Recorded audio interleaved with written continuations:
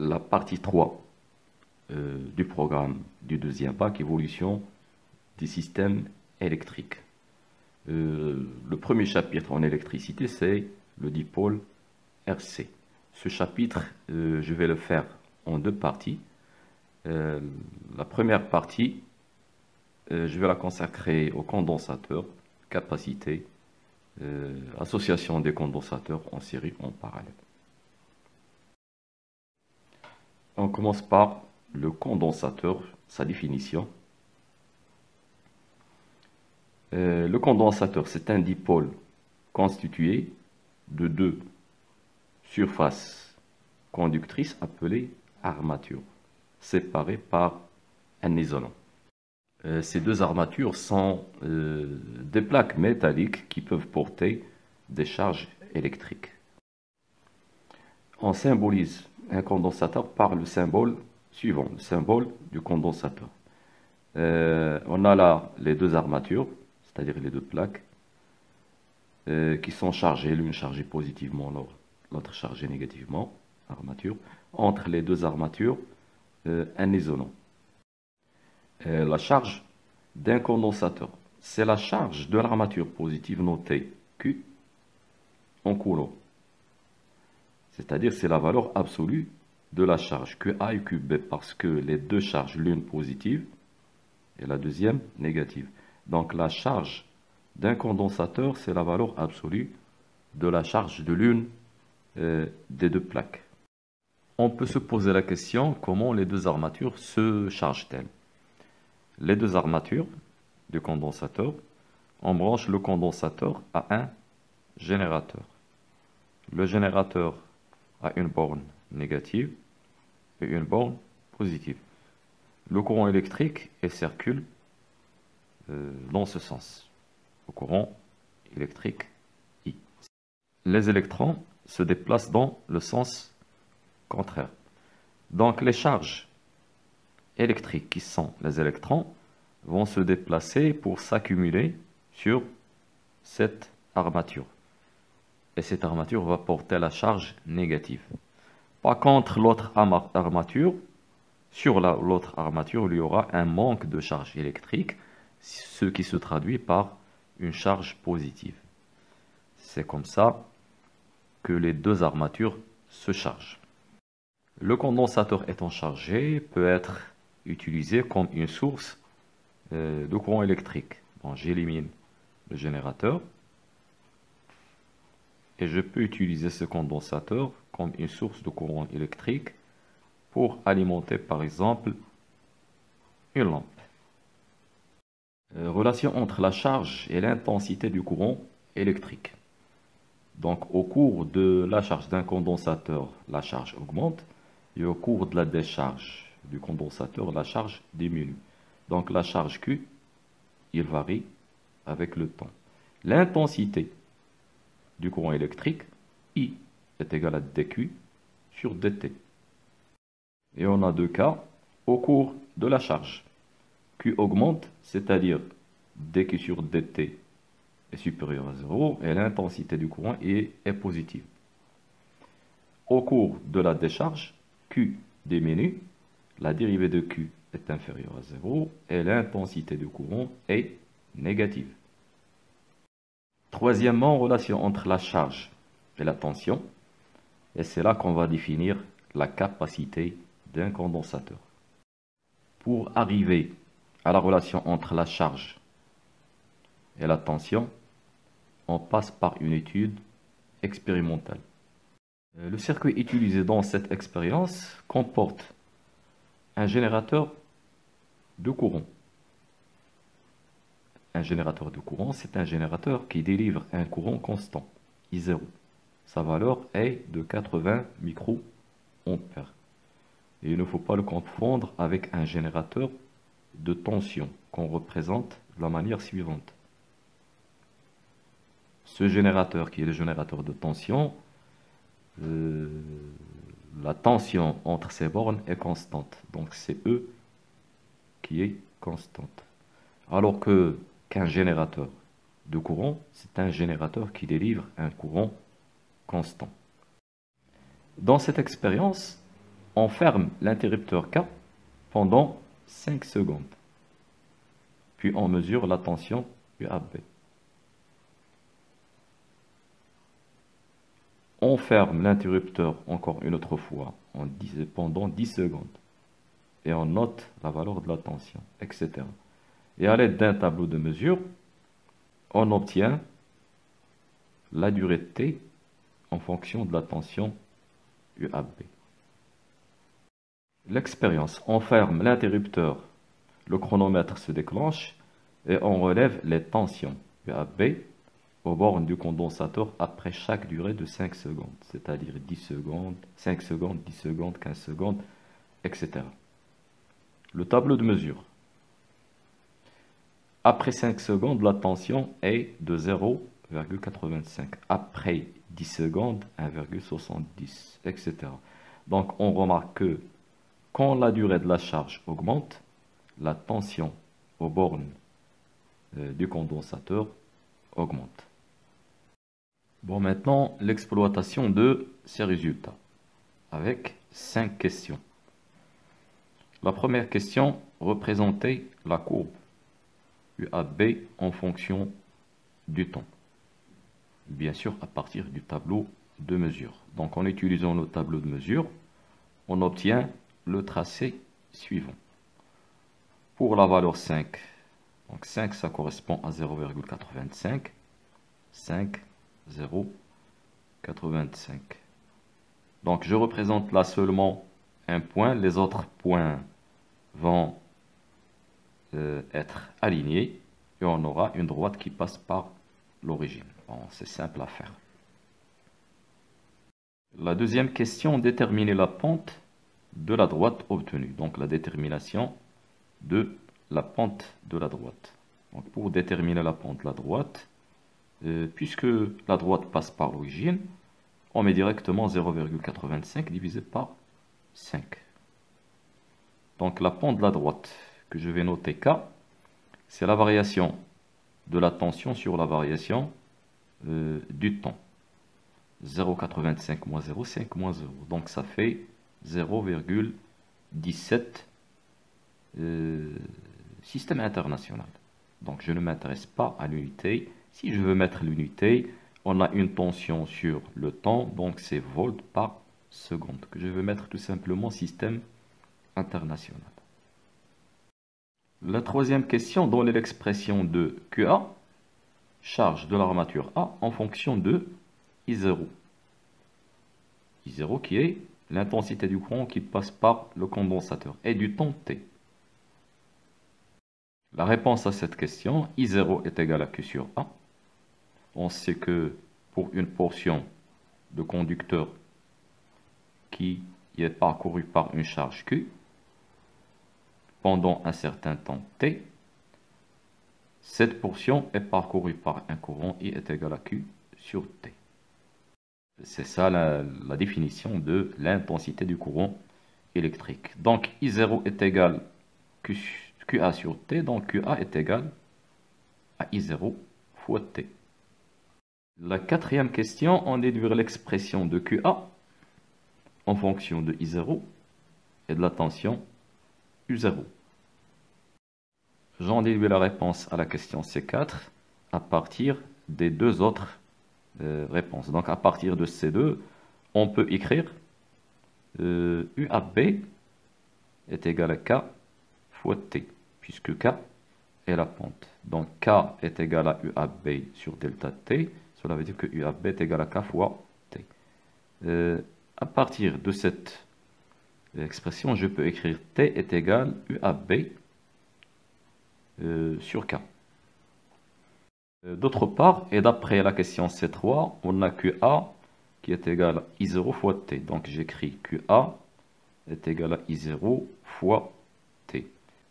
Est égal à I0 fois T qui est égal à UAB sur K.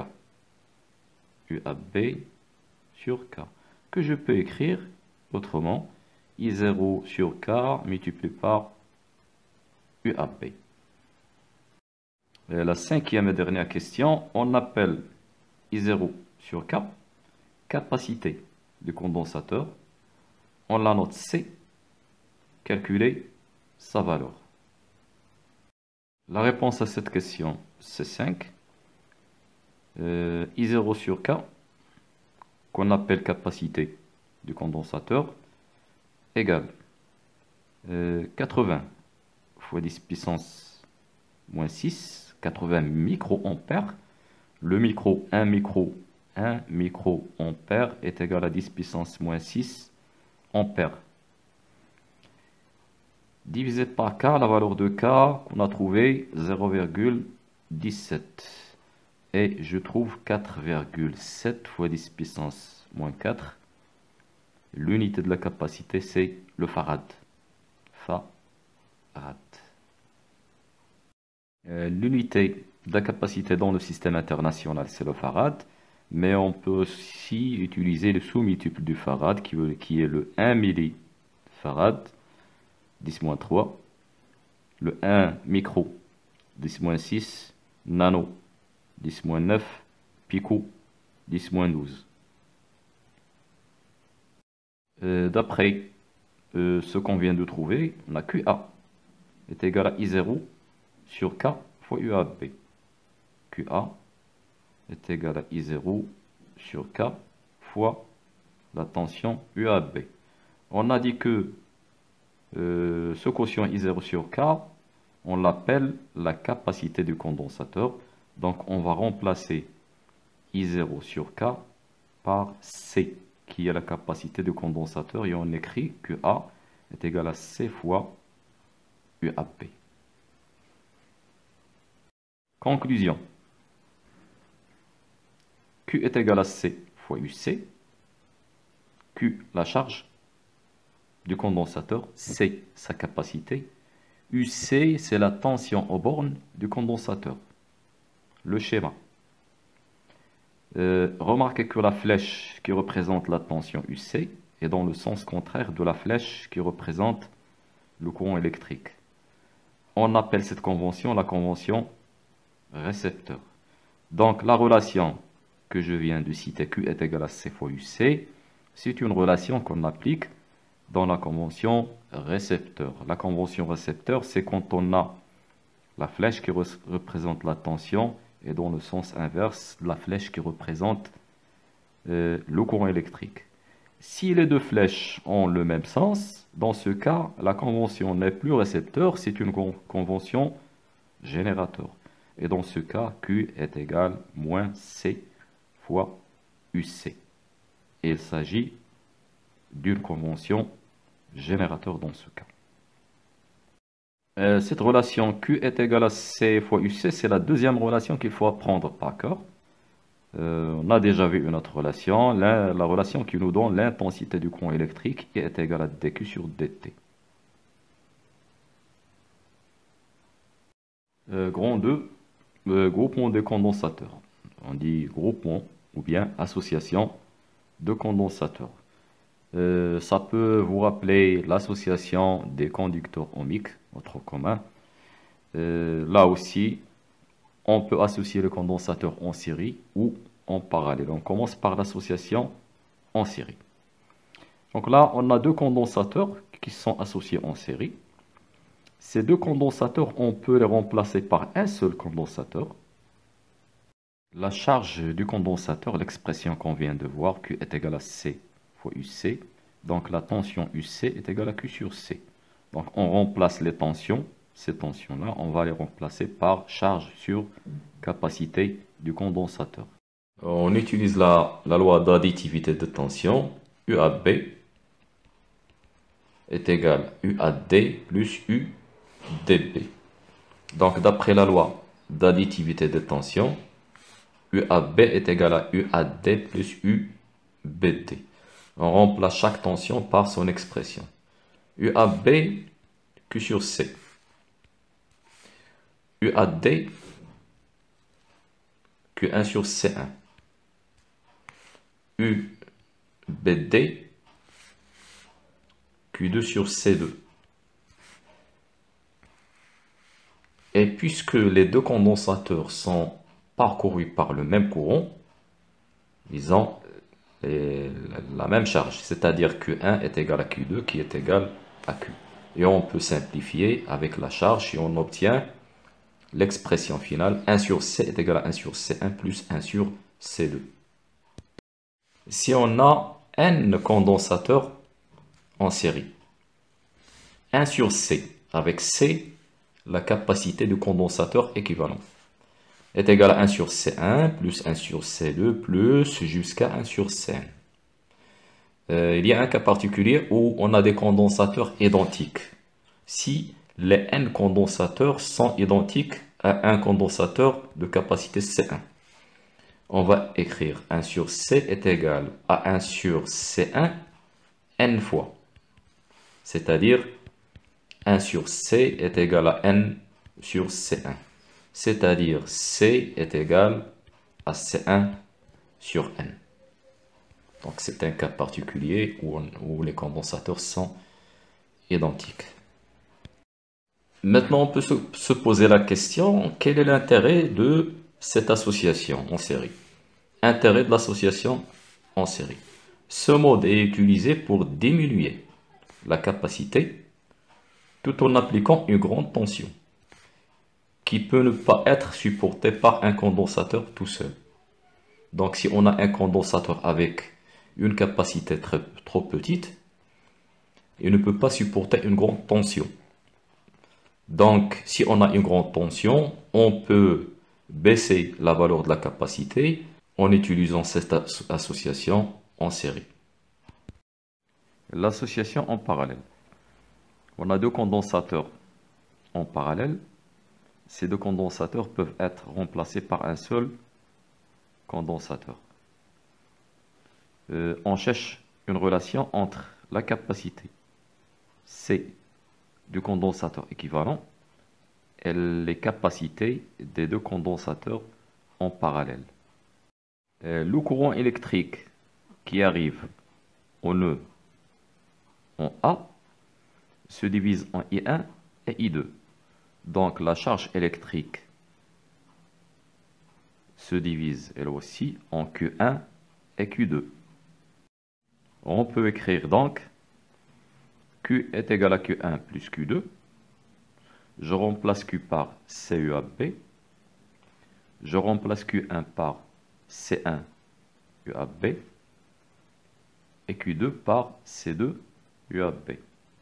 Je simplifie par UAB et j'obtiens C est égal à C1 plus C2. Donc la capacité du condensateur équivalent est égale à la somme des capacités des deux condensateurs en parallèle. Et je peux généraliser ce résultat dans le cas de n condensateurs en parallèle. C est égal à C1 plus C2 plus jusqu'à Cn. L'intérêt de l'association en parallèle. Il permet, en appliquant une tension faible, d'obtenir une grande charge électrique qui ne peut être portée par un seul condensateur, par un condensateur seul. Donc l'intérêt, c'est d'obtenir une grande capacité en utilisant plusieurs condensateurs en parallèle. On continue le chapitre 3, dipôle RC, troisième paragraphe, réponse d'un dipôle RC à un échelon de tension. Bonne définition. Un dipôle RC est une association en série d'un conducteur ohmique et d'un condensateur. RC, R, conducteur ohmique, C, capacité du condensateur. Un échelon de tension est un signal électrique et on distingue deux cas. Échelon de tension montant, échelon de tension descendant. L'échelon de tension est montant quand la tension passe de 0 à une valeur E. L'échelon de tension est descendant lorsque la tension passe d'une valeur E à 0. Je vous donne un exemple d'échelon de tension montant et descendant, soit un circuit électrique qui est constitué d'un générateur et d'une résistance, d'un conducteur ohmique de résistance R. Le générateur, la tension entre ces bornes, c'est un générateur idéal de tension, les deux bornes plus et moins, et là on a l'interrupteur.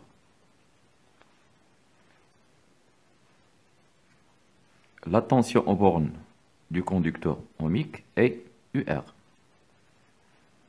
La tension UR, d'après la loi d'Ohm, R fois I. Quand l'interrupteur est ouvert, K ouvert, l'intensité du courant est nulle, c'est-à-dire la tension UR est égale à 0. Lors de la fermeture de K, quand on ferme K, dans ce cas, la tension UR passe de 0 à la valeur E. Donc quand on ferme l'interrupteur, la tension UR est égale à la valeur E. Donc on va dire que la tension UR, elle a passé d'une valeur 0 à une valeur E d'une manière brusque lors de la fermeture de l'interrupteur. Si maintenant l'interrupteur est fermé et on l'ouvre,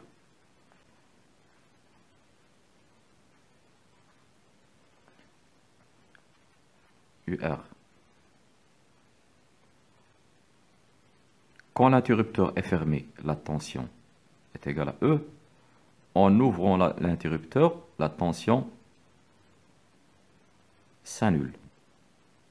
Donc dans le premier cas, on dit que on a un échelon de tension montant, et dans le deuxième cas, on a un échelon de tension descendant. L'étude expérimentale du circuit RC, le montage expérimental. On a un montage avec un générateur de tension E, c'est un générateur idéal. Le conducteur ohmique de résistance R, le condensateur de capacité C. Et là, on a un double interrupteur. Donc K, on peut le positionner soit à la position 1 ou bien la position 2. Quand on met K sur la position 1, on a la charge. Donc on dit qu'on charge le condensateur. Quand on permute l'interrupteur à la position 2, il y a décharge du condensateur. Les deux bornes du condensateur sont reliées à un oscilloscope ou bien à une interface qui peut faire l'affaire. Donc une interface qui est reliée à un PC sur lequel est installé un logiciel convenable qui peut nous donner la valeur de UC en fonction du temps. Sur l'écran de l'oscilloscope ou bien sur l'écran de l'ordinateur, on trouve les deux cas suivants. Le premier cas, c'est le cas de la charge. Le deuxième cas, c'est le cas de la décharge. Dans le cas de la charge, la tension augmente progressivement jusqu'à ce qu'il devienne constante. Dans le cas de la décharge, la tension au début, c'est-à-dire T est égal à 0 est égal à E, elle décroît jusqu'à ce qu'il s'annule.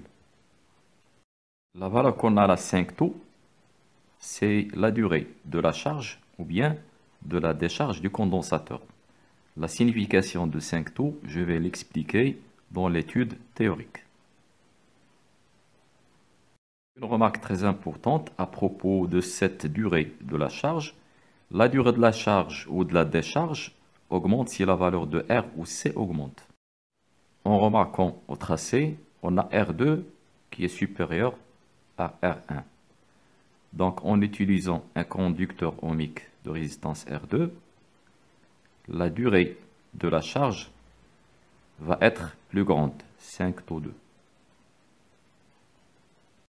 Et on obtient le même résultat si on augmente la valeur de la capacité C. Donc en augmentant la valeur de la capacité C, on augmente la durée de la charge ou bien de la décharge.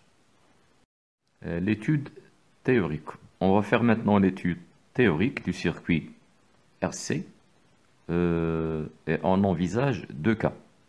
Le cas de la charge du condensateur et le cas de la décharge du condensateur. On commence par l'équation différentielle dans le cas de la charge du condensateur. Sur le montage du circuit qu'on a déjà vu précédemment, on met l'interrupteur K dans la position 1. Dans ce cas, le condensateur va se charger. On travaille dans la convention récepteur. Remarquez les flèches qui représentent la tension UR et UC sont dans le sens contraire dans la flèche qui désigne l'intensité du courant électrique. Donc c'est la convention récepteur. Pour le générateur, il est bien sûr dans la convention générateur. La loi d'additivité des tensions permet d'écrire UR plus UC est égal à E. Remarquez que UR et UC, ils ont le même sens. Par contre, E, il est dans le sens contraire. Bien sûr, on choisit un certain sens de rotation du courant électrique. Si je choisis ce sens, eh bien E, il est dans le sens positif. Par contre, UR et UC dans le sens négatif. Donc, UR et UC ont le même sens, par contre, E dans le sens inverse. Je remplace UR par son expression R fois I plus UC égale E. On sait que I est égal à dQ sur dt. Et Q est égal à C fois UC. Ces deux relations, on les a déjà étudiées précédemment. Je peux écrire donc I est égal D sur dt. Je remplace Q par CUC. Et puisque C est une constante, C DUC sur dt. Donc I est égal à C DUC sur dt. Je remplace I par son expression RI plus UC est égal à E. Donc RC DUC sur dt plus UC est égal à E. Dans l'expression précédente, on pose taux est égal à R fois C et on la remplace dans l'équation et l'équation devient sous forme taux DUC sur dt plus UC est égal à E. C'est ce qu'on appelle l'équation différentielle vérifiée par la tension UC au cours de la charge. Et au cours de la charge, c'est un échelon de tension montant, car quand on ferme le circuit, la tension varie de 0, passe de 0 à E. Une remarque importante, je peux, à partir de l'équation différentielle vérifiée par la tension UC, parvenir à l'équation différentielle vérifiée par la charge Q, en utilisant la relation entre UC et Q. UC est égal à Q sur C. Donc l'équation différentielle s'écrit taux D sur dt. Je remplace UC par Q sur C, plus UC, c'est-à-dire Q sur C, est égal à E. Donc taux fois 1 sur C dQ sur dt plus 1 sur C fois Q est égal à E. Je factorise avec 1 sur C. 1 sur C, taux dQ sur dt plus Q est égal à E. taux dq sur dt plus q est égal à E fois C. C'est l'équation différentielle vérifiée par la charge Q au cours de la charge. Maintenant, la résolution d'équation différentielle. Bien sûr, on parle d'équation différentielle vérifiée par UC au cours de la charge. La solution générale de l'équation différentielle s'écrit UC de t est égal à exponentielle moins alpha t plus b. Cette forme, c'est une forme exponentielle, car l'équation différentielle, taux duc sur dt plus uc est égal à E, c'est une équation différentielle du premier degré. Là, on a la dérivée première, donc c'est une équation différentielle du premier degré. Sa solution est une fonction exponentielle. C de t est égal à A exponentielle moins alpha t plus b. 3 constantes. A, alpha et b sont des constantes à déterminer. Pour trouver ces constantes, on remplace la solution de l'équation différentielle dans l'équation différentielle. Et puisque l'équation différentielle contient la dérivée de UC, on doit d'abord chercher la dérivée de UC, duc sur dt égale. Je rappelle en mathématiques que la dérivée d'une fonction exponentielle f de x est égale à f' de x exponentielle f de x. Si la fonction f de x est linéaire, exponentielle à x, sa dérivée c'est a exponentielle à x. A est la dérivée de ax, donc c'est a exponentielle à x. Si on a un moins là, donc la dérivée de moins ax, c'est moins a. Exponentielle moins ax, sa dérivée c'est moins a exponentielle ax. Donc, la dérivée de exponentielle moins alpha t en physique, puisque le temps c'est la variable en physique, la dérivée d'exponentielle moins alpha t c'est moins alpha exponentielle moins alpha t. Donc la dérivée de uc sur dt, uc c'est a exponentielle moins alpha t plus b, donc c'est sa dérivée, est égale à a fois la dérivée d'exponentielle moins alpha t. La dérivée d'exponentielle moins alpha t, c'est moins alpha exponentielle moins alpha t, plus la dérivée de b, puisque b est une constante, sa dérivée est nulle. Donc, la dérivée de uc est moins a alpha exponentielle moins alpha t. Je remplace maintenant cette dérivée dans l'équation différentielle. L'équation différentielle taux duc sur dt plus uc est égal à E. Taux duc sur dt, on vient de la trouver, moins a alpha exponentielle moins alpha t, plus uc.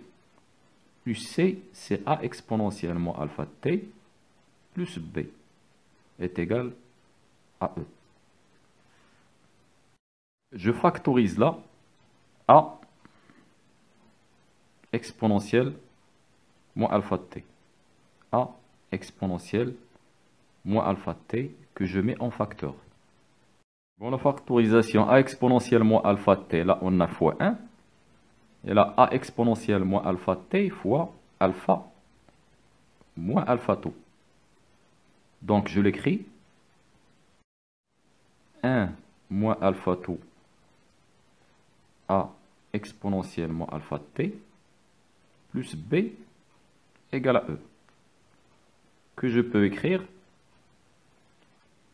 1 moins alpha tau a exponentielle moins alpha t égale à E moins B. On va dire, pour que cette égalité soit vérifiée, quel que soit T, il faut que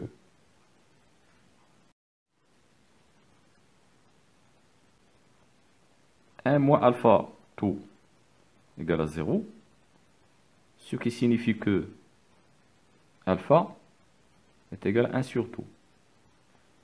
Et E moins B égale à 0, ce qui signifie que B égale à E.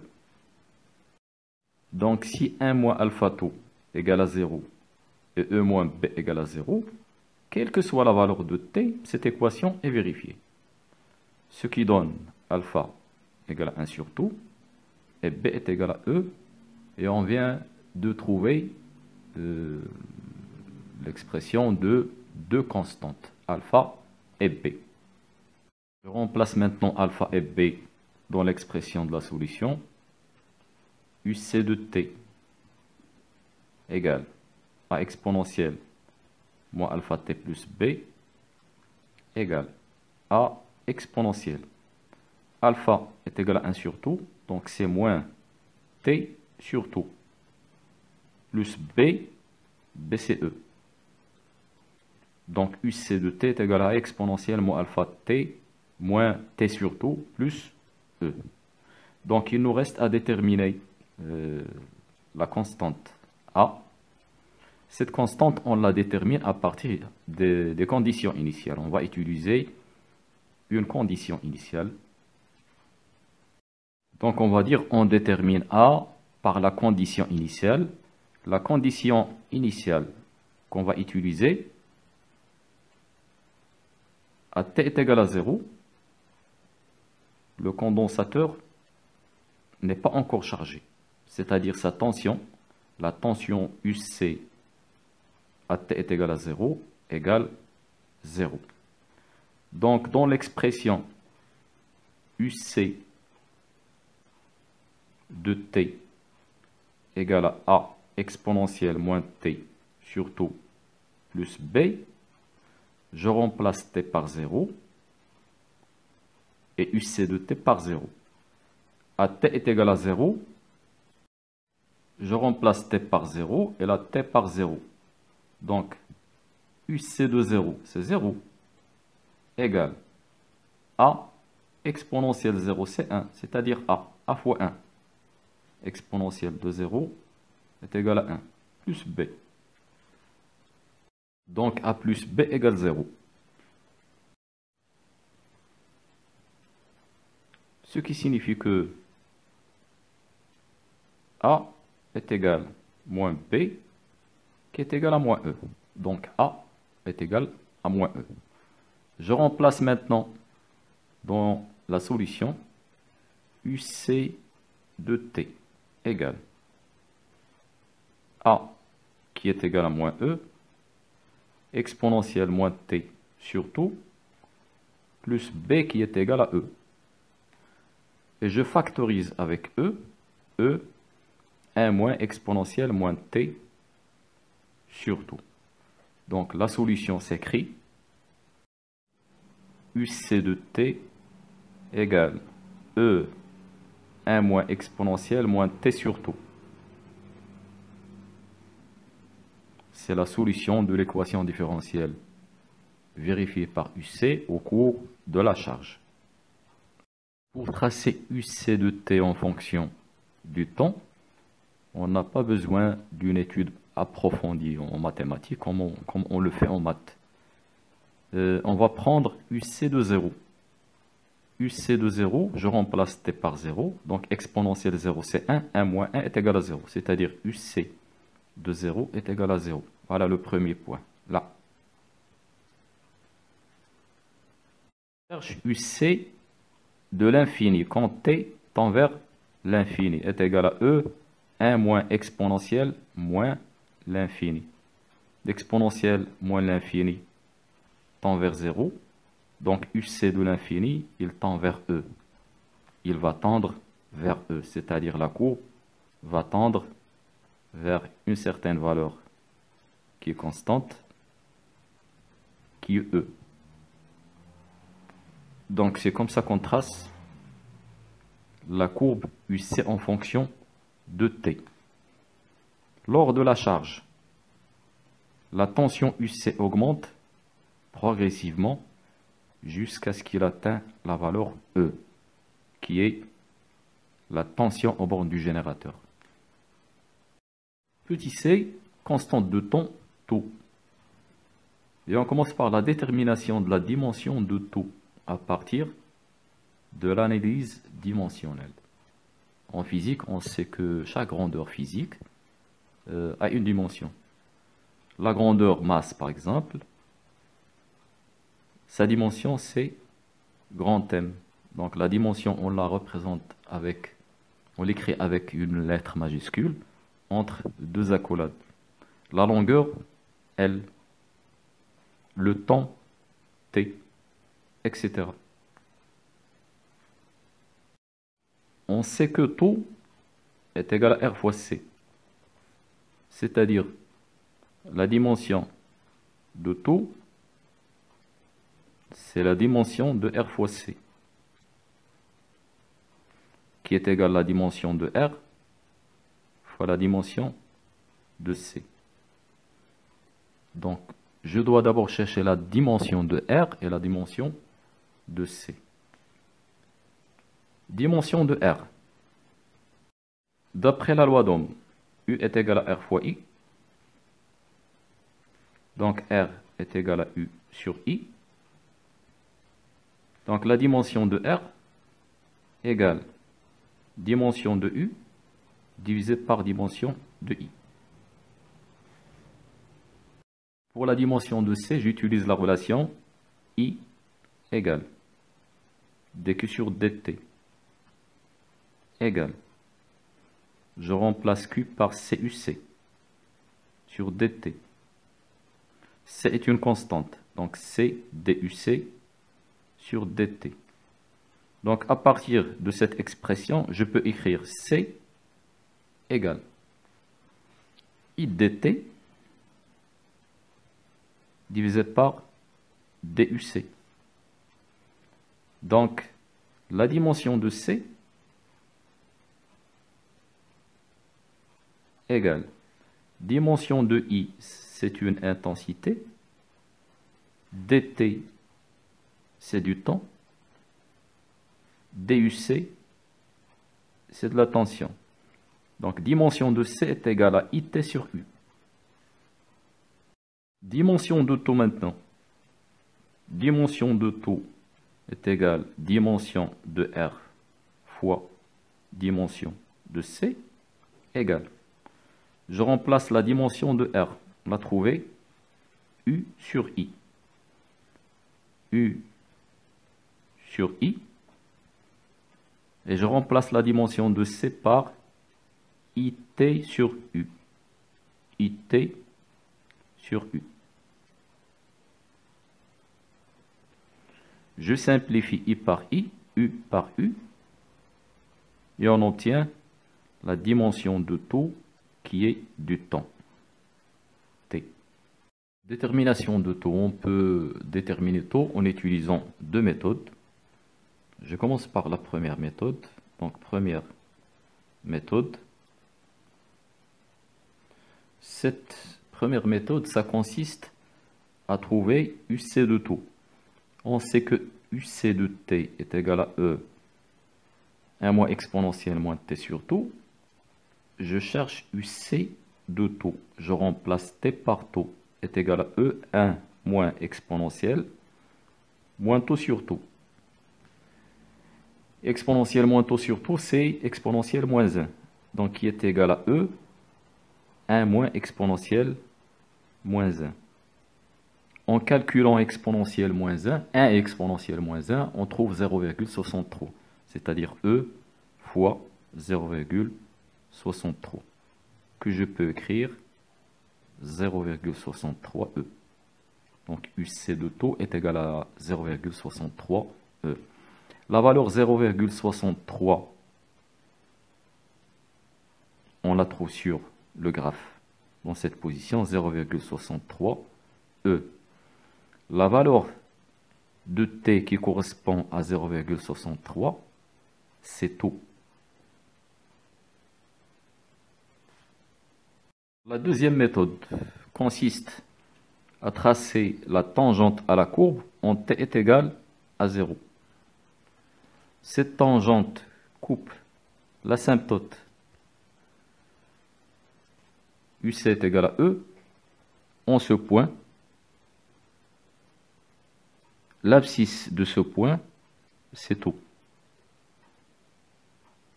Donc c'est une méthode où on utilise la tangente à la courbe en t est égal à 0. L'expression de l'intensité du courant passant dans le circuit RC. On sait que I égale dQ sur dt égale d sur dt. Je remplace Q par CUC égale C est une constante, C DUC sur dt égale C, la dérivée de UC, je remplace UC par son expression E, 1 moins exponentielle moins t sur tout, c'est sa dérivée, égale C, je développe E moins E exponentielle moins t sur tout,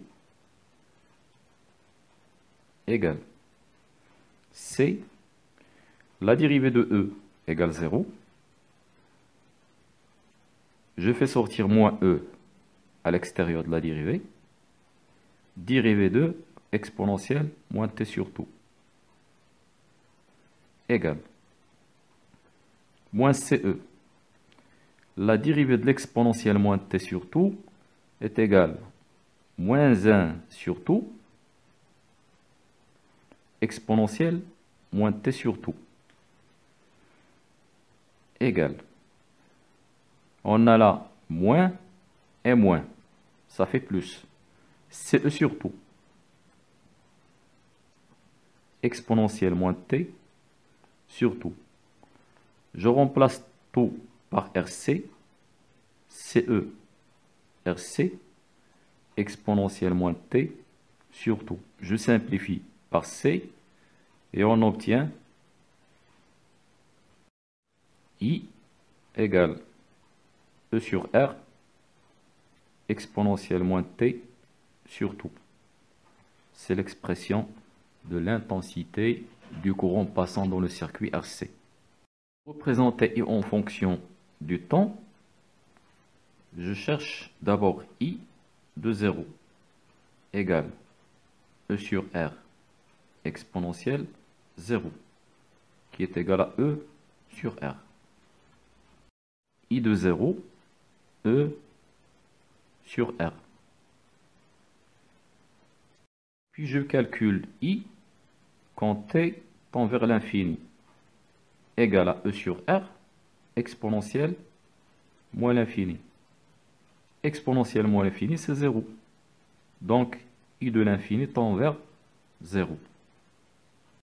Donc, la courbe va tendre vers 0.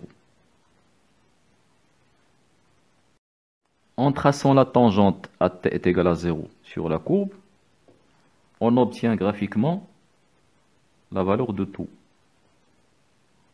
Passons maintenant à la décharge du condensateur. 3,2, décharge du condensateur. Et on commence par l'équation différentielle. Pour décharger le condensateur, on permute l'interrupteur K et on le met dans la position 2. Dans le circuit, le sens du courant, il est dans le sens inverse des flèches représentant les deux tensions pour travailler dans la convention récepteur. Et comme on a déjà procédé précédemment, donc d'après la loi d'additivité des tensions, UR plus UC est égal à 0. On remplace UR par RI. UC est égal à 0. Et on remplace I par C DUC sur DT. Et on obtient taux DUC sur DT plus UC est égal à 0. Donc on voit bien que l'équation différentielle au cours de la décharge, il a la même forme que la précédente. C'est une équation différentielle du premier degré, sauf que là on a 0 et dans la charge égale à E. Donc l'équation différentielle qu'on vient d'obtenir, c'est une équation différentielle vérifiée par la tension UC au cours de la décharge. On peut aussi parler d'un échelon de tension descendant. La résolution de l'équation différentielle. La solution s'écrit sous la même forme qu'on a déjà vu précédemment dans le cas de la charge. UC de t est égal à A exponentiellement alpha t plus B, avec A, alpha et B de constantes à déterminer. Pour déterminer ces constantes, je remplace la solution de l'équation dans l'équation différentielle. Et je commence par la dérivée de UC. DUC sur DT égale la dérivée de A exponentielle moins alpha t plus B, qui est égale à fois la dérivée de exponentielle moins alpha t, c'est moins alpha exponentielle moins alpha t. La dérivée de B est 0 puisque c'est une constante. Je peux écrire cette dérivée de la manière suivante. Moins alpha a exponentielle moins alpha t. Je remplace cette dérivée dans l'équation différentielle que je rappelle. Taux DUC sur DT plus UC est égal à 0. Donc, taux, je remplace DUC par moins alpha A exponentielle moins alpha T. Et je remplace UC par A exponentielle moins alpha T plus B égale à 0. Je factorise avec A exponentielle moins alpha T.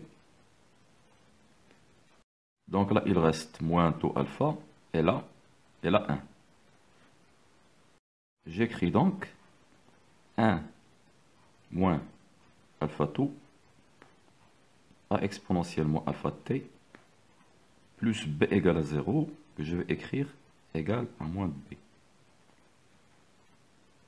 On va dire, pour que cette égalité soit vérifiée, il faut que 1 moins alpha taux égale à 0 et moins B égale 0. Ce qui donne 1 moins alpha taux égale 0. Cela veut dire que alpha est égal à 1 sur tout. Moins B égale 0. Cela veut dire que B égale 0. Et on obtient les deux constantes, alpha et B. J'écris donc UC de T égale à A exponentielle moins T sur tout plus B, B égale 0.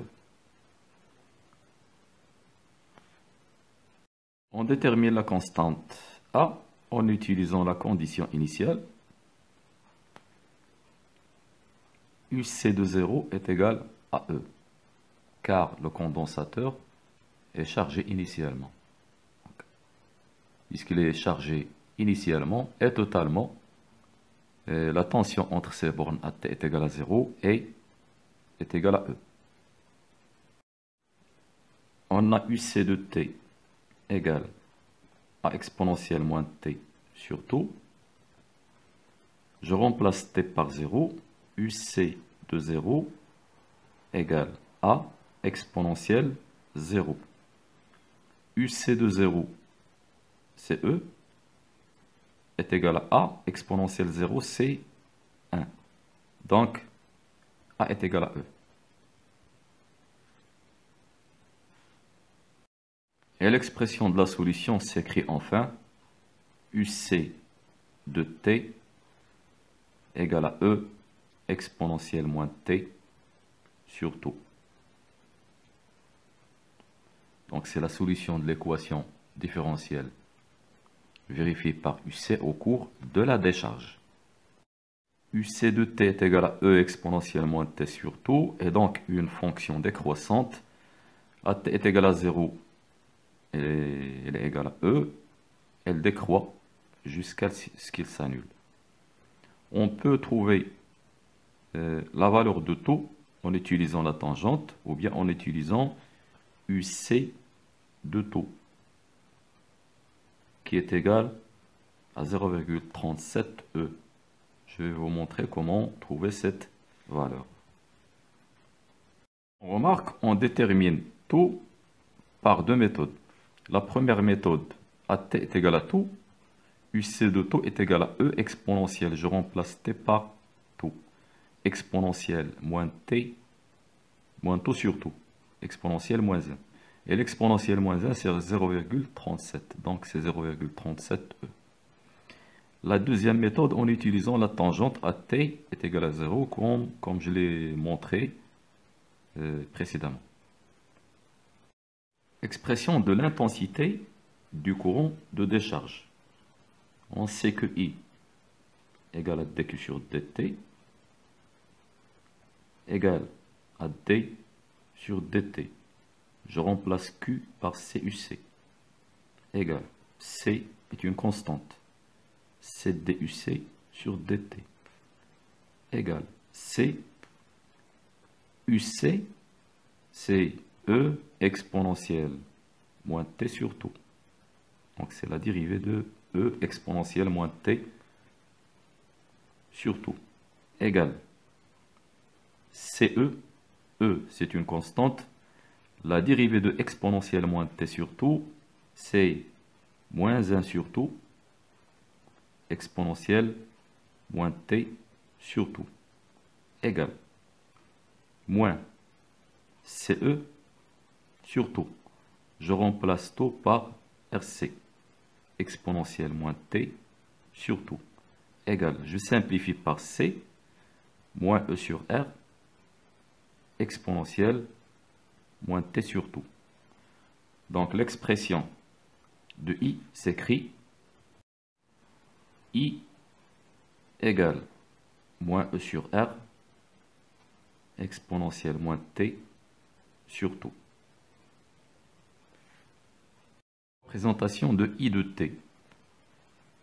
Pour I de 0 égale moins E sur R, exponentielle 0, égale moins E sur R, moins E sur R.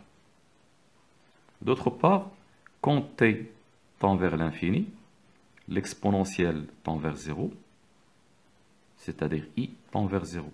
Et on voit bien que la courbe tend vers l'axe des temps, tend vers 0. Le dernier paragraphe pour terminer, l'énergie emmagasinée par un condensateur. La mise en évidence expérimentale, la mise en évidence de cette énergie. L'expérience, le circuit, on met l'interrupteur dans la position 1 pour charger le condensateur. Puis on permute dans la position 2. L'observation. Après la charge du condensateur, on bascule K, c'est-à-dire l'interrupteur, en 2. Le moteur électrique tourne. On peut dire donc, à conclusion, un condensateur permet de stocker de l'énergie. Bon, c'est l'énergie qui est emmagasinée dans le condensateur. Expression de l'énergie emmagasinée par le condensateur. La puissance électrique reçue par le condensateur est P est égal à UC fois I. UC fois, je remplace I par CDUC sur DT. Que je peux écrire D sur DT de 1/2 C UC carré. Et on sait que la puissance, c'est la dérivée de l'énergie électrique sur dt. La compréhension de ce que je viens d'écrire dépend de la maîtrise des maths. On doit connaître en mathématiques que la dérivée de f carré égale de FF'. Donc, FF' égale 1 demi F carré prime. En physique, UC carré, sa dérivée égale 2UC DUC sur DT. Donc, UC DUC sur DT égale à 1 demi UC carré prime.